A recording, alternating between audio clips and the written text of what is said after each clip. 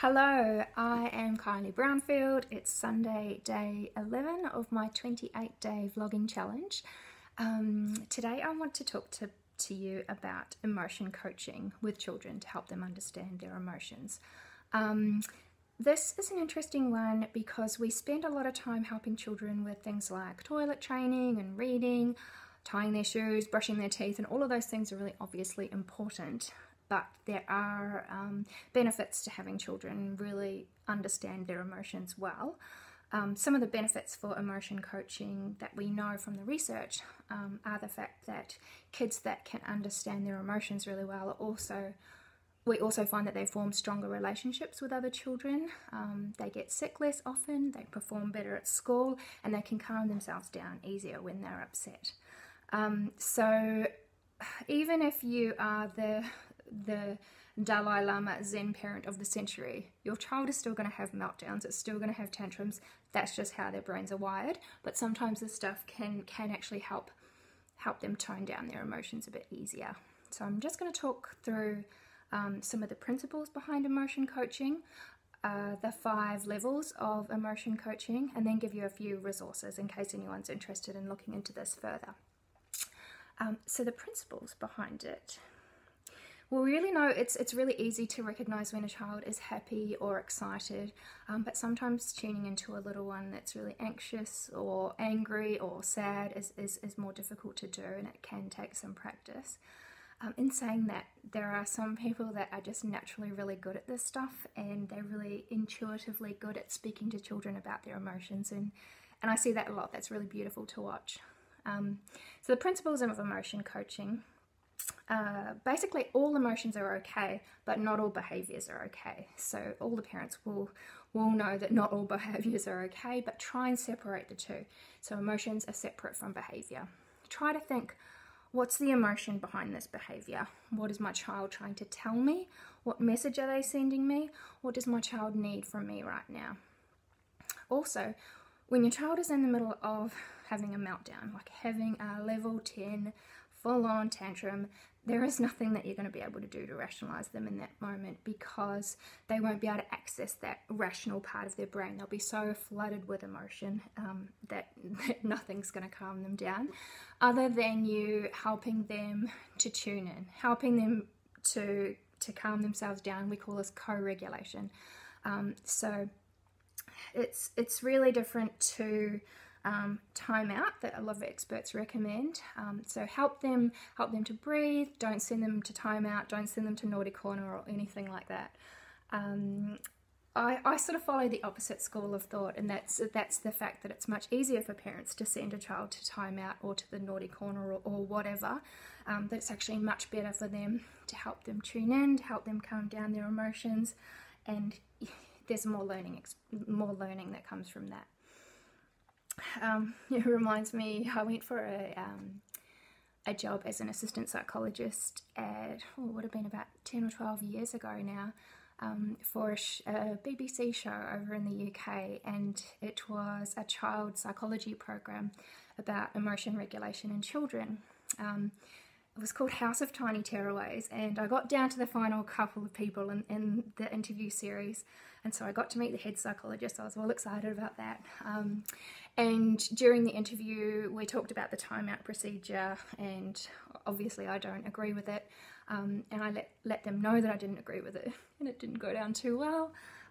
Suffice to say, I didn't get the job, but it's still something that I really strongly believe in, that you're best to tune in rather than send your child away, block them, ignore them, and help them actually calm down themselves. So we know that children learn best with reward, less so with punishment. But time with mum or dad or any adult that's close to them, really, it shows the child that you're making an effort to understand them. It's hugely rewarding for them. Okay, so the 5 steps to emotion coaching, I'm just going to go over them quickly. There's awareness, connection, labeling, empathizing, and collaboration. So I'll discuss a little bit more about what those mean. Awareness. So first of all, you just need to be aware of your child's emotion and your own. So observe them, listen to them, Learn how your child expresses different emotions. Watch for changes in their body language, their facial expression, their posture, tone of voice. Try, if you can, to pick it up early before it sort of reaches that higher stage of meltdown, because it's hard to bring it back down after that. The second stage is connection. So connection, it's important to recognize your child's emotions as an opportunity to connect or an opportunity to teach them about emotion. So try really hard not to dismiss or avoid their emotions. Encourage them to talk about their feelings. If possible, you can provide some guidance here before the emotions escalate into bad behavior. The third level of emotion coaching, and probably one that's the most important and the one you will get the most learning from, is labeling of the child's emotion. So help your child to verbally label the emotion that you think they're experiencing. Don't tell them what you think they should be feeling. That's not going to help. Say something like, "You seem really cross with me right now," instead of, "There's no point being angry with me," or something like that. It's really, really easy to say the opposite. So this is a pretty key stage, and you'll be amazed about the power of this step. Just labeling the emotion. What it does is that it gives the child this understanding that you get it, or that you're tuning into them, and it actually helps soothe them. So they take the information. First, it's an emotion, and they're just, they're stressed out or whatever. And then when you label it for them, it actually takes it to a higher level, and they're able to rationalize it. Just kind of takes the sting away from them for a little bit. You can also set a good example for them by naming some of your own emotions and talking about them. And what that does is it helps a child build an emotional vocabulary so that they can let you know how they're feeling in the moment as well. Stuff like saying to them, "Oh, I'm feeling really excited but nervous at the same time." And when you pair those two together, it kind of gives them this idea, "Oh, I can have this good emotion and this bad emotion, and they can both be present together." Like, that's quite an interesting concept for kids to grasp. The fourth level of emotion coaching is empathizing. So once you've labeled the emotion, it's really important to empathize and communicate your understanding. So take their emotions seriously. Don't dismiss them. Don't avoid them. Show them that you're understanding what they're feeling. Try not to judge or criticize. So their little brains are so wired to feel strong emotions, and they will really feel it strongly. So they can't as easily regulate their emotions as us adults can. And I know it's hard for adults to regulate their emotions sometimes too, but it's really tough for kids, so try and understand. The last one is collaborate. So the last level of emotion coaching we know is to set limits and to problem solve together. You may explore solutions together to whatever it is that they're experiencing. If necessary, redirect their behavior, never redirect their emotion. Encourage emotional expression, set clear limits on their behavior though. It's okay for you to be feeling angry, but it's not okay for you to hit your brother. Catch them also when they're doing things right. And this is a real classic one. If you see a child doing something that you really appreciate, you see them behaving in a nice way, sharing, being empathic, that sort of thing, praise them right in that moment. The more that you can catch them being good and give them that positive reinforcement, the more they will actually do that behavior.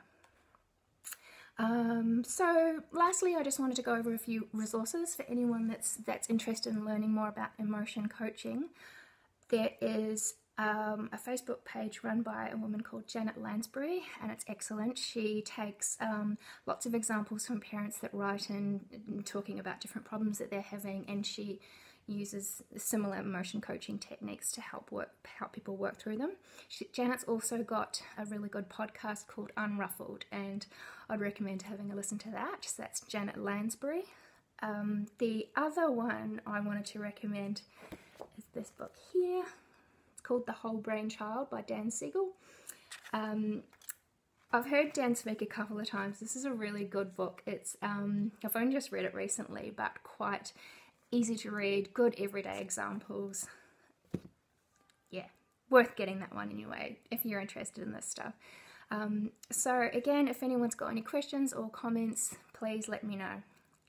and I'll see you tomorrow for day 12.